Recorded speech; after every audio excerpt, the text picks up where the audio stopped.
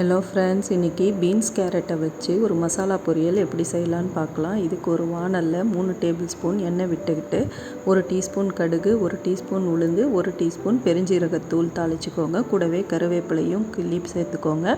ஒரு பொடியாக நறுக்கின ஒரு வெங்காயம் சேர்த்து தேவையான உப்பு சேர்த்து ஒரு தக்காளியை சேர்த்து நல்லா வதக்கி விடுங்க.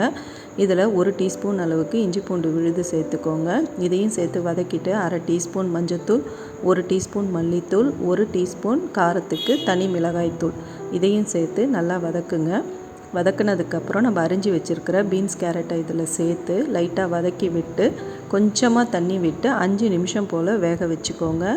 இது வெந்ததுக்கப்புறம் எடுத்து பார்த்தோம்னா இதில் 5 நிமிஷத்துக்கு அப்புறம் நம்மளுக்கு நல்லா வெந்து இருக்கும். வெந்ததுக்கப்புறம் இதில் துருவின தேங்காய் ஒரு 3 டேபிள் ஸ்பூன் சேர்த்துட்டு 3 டேபிள் ஸ்பூன் நிலக்கடலையை வறுத்த நிலக்கடலையை நான் பொடி பண்ணி வச்சுருக்கேன். அதையும் சேர்த்து கொத்தமல்லி இலை தூவி இறக்கு.